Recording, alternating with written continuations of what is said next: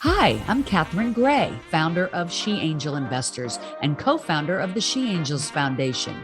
I'm also the podcast host of Invest in Her and an award-winning producer, author, and TEDx speaker.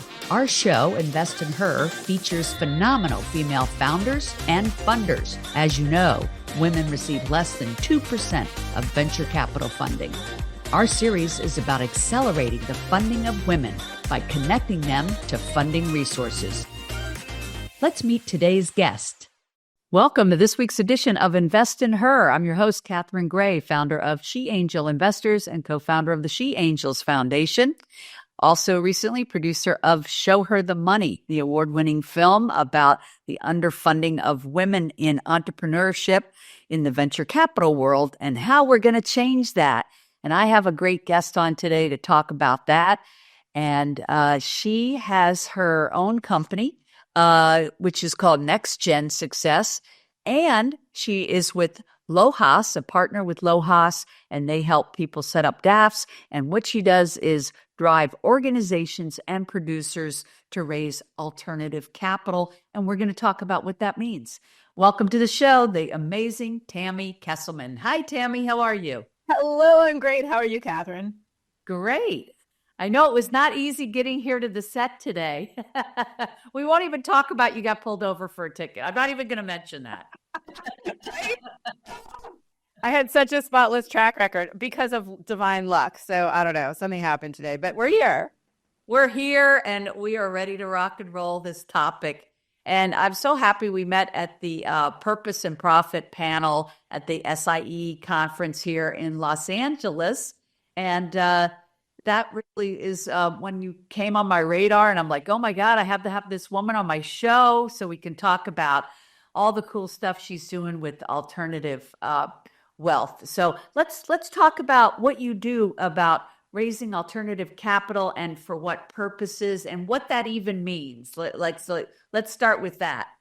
Right. So, alternative capital. So even what is that, right? So traditional capital, you go and you ask investors who do anything from seed round, like friends and family, to angel investors before you really have any proof of concept or you're just barely there but no revenue, to all the way through to regular VC and private equity. But you think of people who write checks for a living to invest to get returns. Alternative capital can be many different things. But what we're talking about today, what I talk about and what LOHAS does is we help people go back to those investors, those fans of theirs, and say, if you have a donor advised fund, and a lot of people are like, what is that? I don't know what that is. I don't have one. But for the most part, people actually do, even though they don't realize it. Investors, the markets have been really good, regardless of what politicians say, for the last bunch of years. And so people have capital gains, right? So they've made money in the market, which means that when they go to their tax accountant at the end of the year to do their taxes, their tax accountant is going to tell them, for tax reasons, you need to really put some money in charity. It's going to help you out tax-wise. So they're like, okay, tell me where to put it. And they end up putting it at Fidelity Charitable or Silicon Valley Community Foundation or wherever it is, right? They just set it aside and they'll figure out where they're sending it later and they get that tax advantage. Well, any of those are a donor advised fund. And so you can actually take that money. Fidelity Charitable doesn't tell you this and doesn't let you. They make you only give it to what you would think of as philanthropy, to the Red Cross, to whomever, to cancer, to some local charity in your neighborhood. But IRS-wise, you can take that donor advised fund money and you can invest it in anything, well, even if it's not mission-driven, but definitely anything mission-driven. So any for-profit, including many of the people listening today and watching today, you can go back to your investors and tell them if they have money just sitting there, they can actually invest it in equity in your company. And so investors who think, I love what you're doing, but you don't have a track record yet, I really need to wait. You can go back to them if they genuinely like what you're doing and say, if you believe in us, help us get our track record, take that money that you already wrote off. You already got your tax upside to it that's just sitting there doing nothing except making money for Fidelity, and put that in. And then you can take that money and guess what? 5 years from now, we get a 5X exit. You actually get that money back in your donor advised fund. So it doesn't go back in your pocket. It goes back in your donor advised fund because you already got your tax advantage, but then you can keep on reinvesting it. So it's actually much better than the traditional way to do charity if you have a company that they believe in as a positive mission. Now, let me ask you this, because LOHAS helps people set up their donor advisory funds, or DAFs, as most people refer to them. And most people don't know what those are. So that's why I wanted to have you on and even talk about that.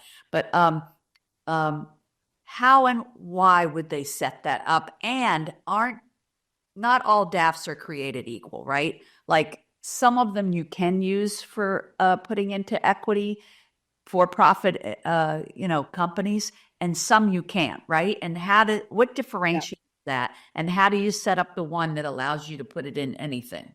Exactly. So what differentiates it is where you set up your DAF. That's the one thing that differentiates it. So if I set mine up, again, at somewhere like Fidelity Charitable, if you set it up at your bank, you just have to ask your bank.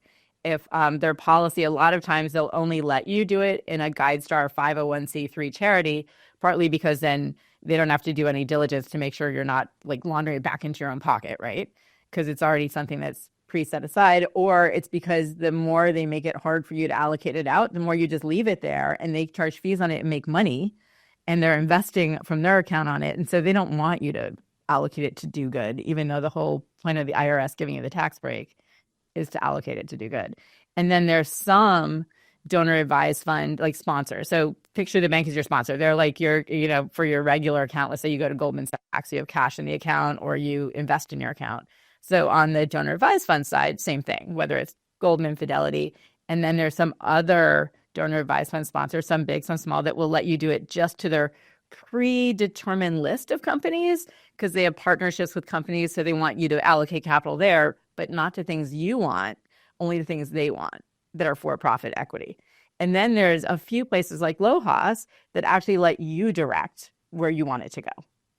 I love that. So this is for who? Like a successful business person, maybe someone who's inherited money, family offices.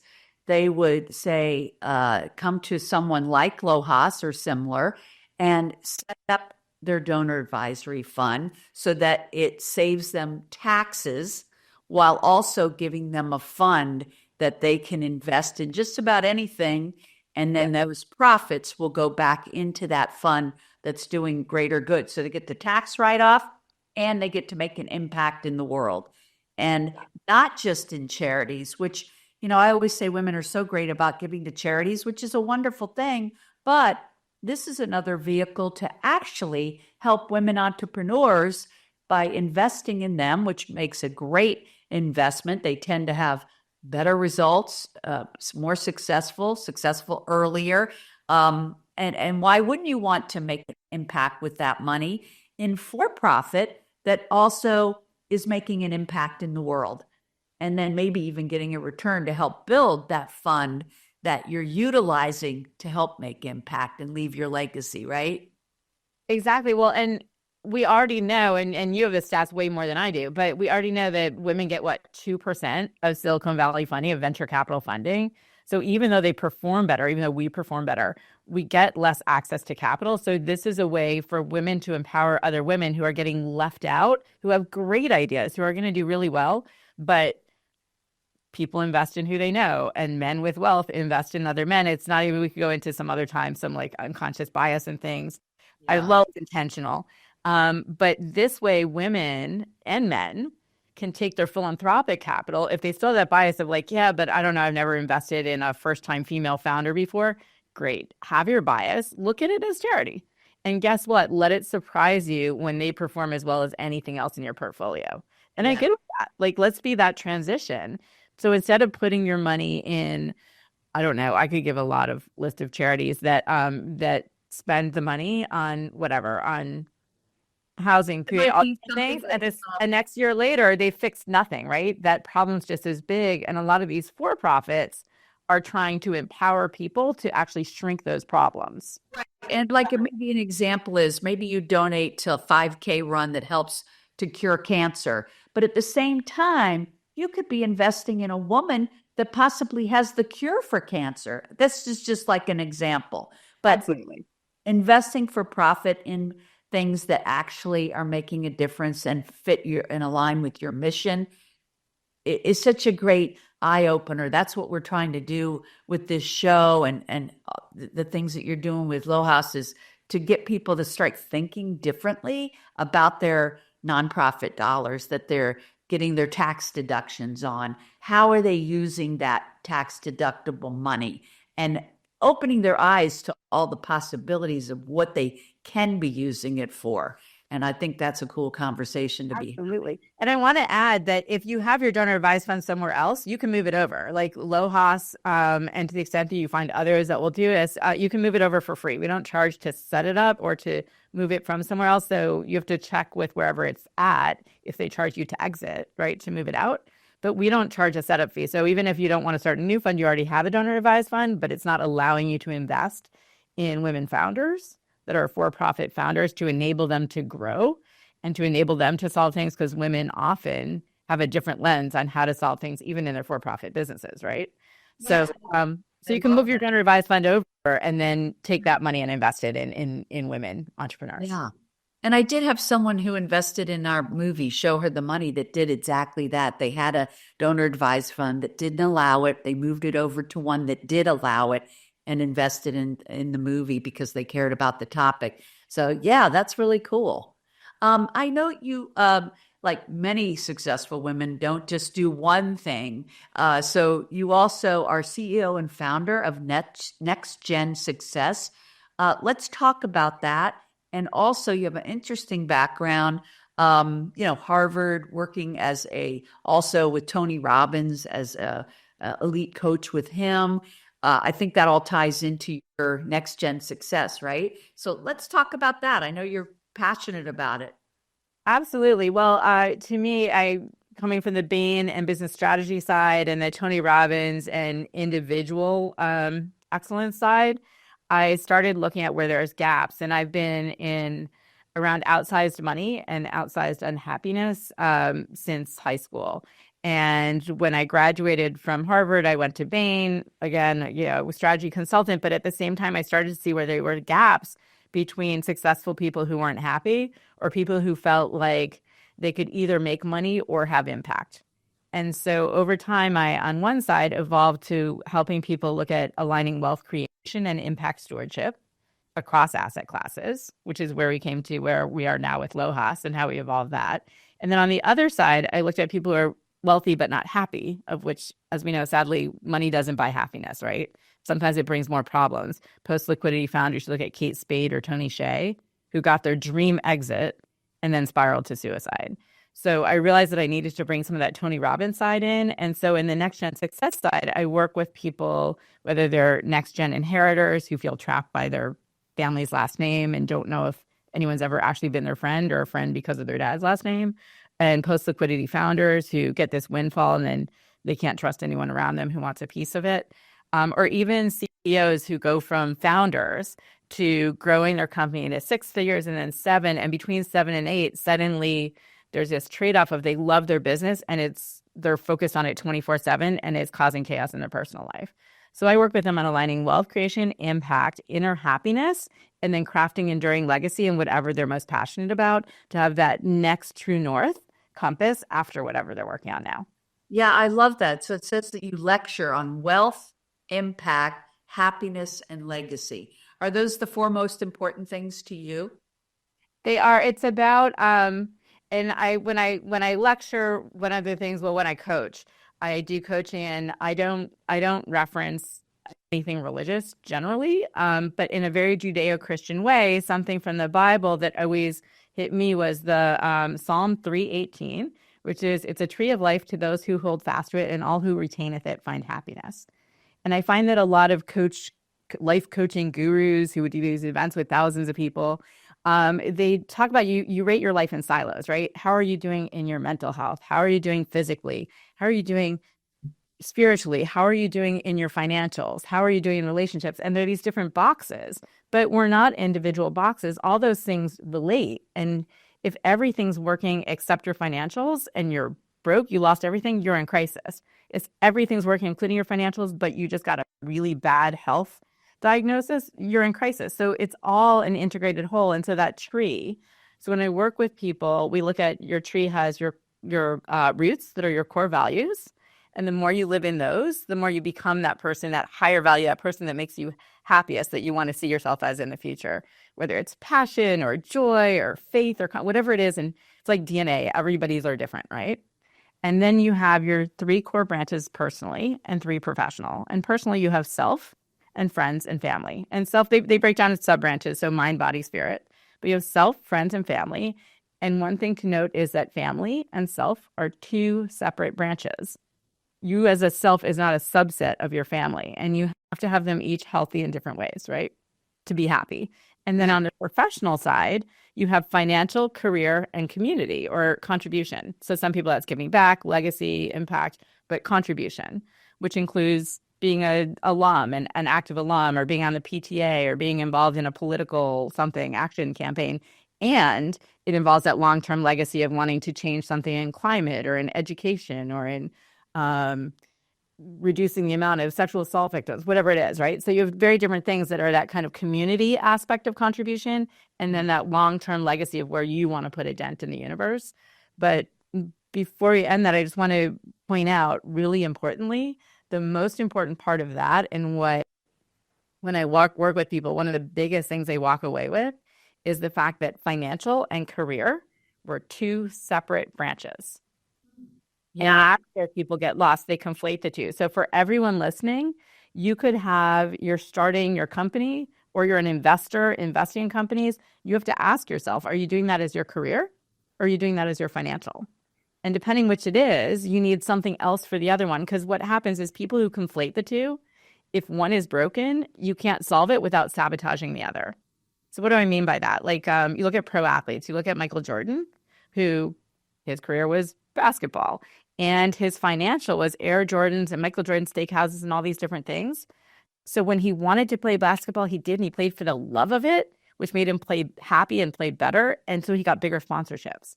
So in the beginning, he's making more money in basketball, but he took that money and invested it financially. And then at one point, he decided he really wondered what it would have been like to pursue baseball, which he had played in college also. So he quit, decided to be a baseball player. And then it was not as much fun. So he's like, well, that sucks. And he went back. Most athletes can't do that because they haven't set up that buffer.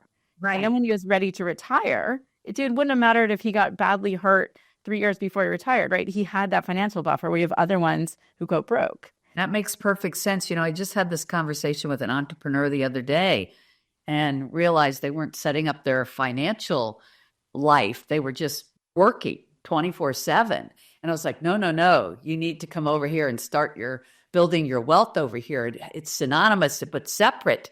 And you have to look at both separately for sure. And I love that advice. That's great. Yeah. And I just wanted to, and exactly on that, just to translate, so it's not just about pro athletes, right? And it's not just about your wealth versus your personal life. But so I went to the Kennedy School at Harvard, and I had friends who went to Harvard Business School. And one of my friends from the Kennedy School wanted to be a senator. So that's his career. And it's not going to happen for 5 or 10 years, but like his career is senator, and that's how he's showing up in what he's making choices. And then his financial was Wall Street, was being an investment banker and trading on Wall Street. And so this was going to make him a lot of money. This base salary was like $60,000 and multiple millions in bonus. And then I have friends from Harvard Business School, and we all know the type who that's their career. Like they can't wait to go be an investment banker and to go trade. Like that's what they love. And so they went and did that as a career. Well, what's important is then they needed something else for their financial. So their financial was day trading or investing in a family business or investing in health tech or ed tech or whatever the bubble, whatever they want to, right? So what happened in 2008? Not to totally date myself, but pretend I was 5 at the time. What happens in 2008? Right? Both of us. We were young ingenues. So in 2008, the market tanks.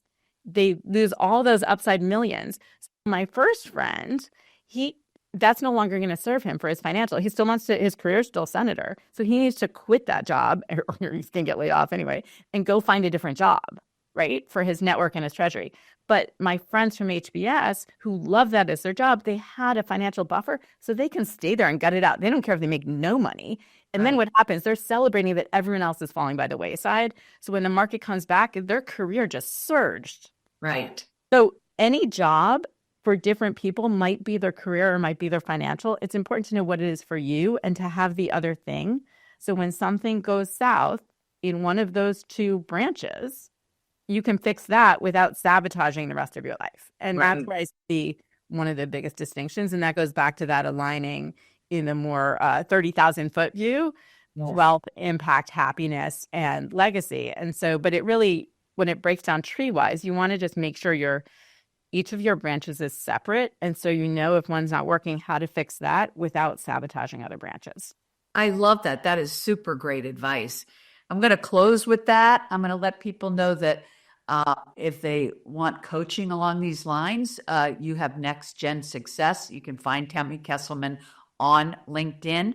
And also, should you want to set up a DAF, a donor advisory fund, or learn more about it, she's a partner at LOHAS. That's LOHAS for those just listening. And so, yeah, wealth of information, great energy human being, and just so happy our paths have crossed, and love having you on today. What a wonderful resource you are in so many capacities, which I love to bring to the table on Invest in Her podcast. What about social, other than LinkedIn? I was going to say thank you, first of all. Like it's you, and you're such an inspiration, and the money that you're bringing, the awareness and the training that you're bringing to women entrepreneurs to give them that leg up to be equal is amazing. And your spirit, and as much as Catherine pulled me into this, after we met on that panel, I may have pulled her into a panel a week later on the business and finance side with a room full of like white men over 50. And that was perfect, because I think we're spreading the word everywhere, which is great. For me, social is really LinkedIn is probably the best way. And then I'm on Facebook and some other things, but I really pay attention to LinkedIn. Importantly, for your inner circle here in the know, my LinkedIn is private. So you need my email address to link to me, which is easy. It's just TK for Tami Kesselman at nextgensuccess.com.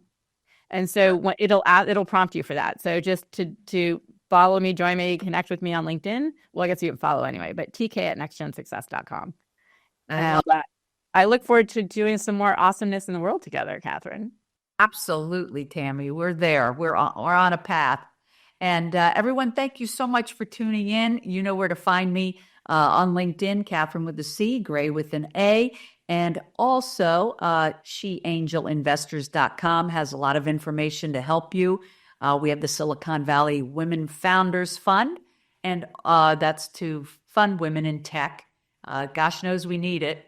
And then also, of course, you can find the movie, showherthemoneymovie.com, to see where we are screening, or if you would like to screen it yourself virtually or in person with your groups. So thank you so much, everybody. Tami, you're a great guest. Make it a great week, everybody. Take care.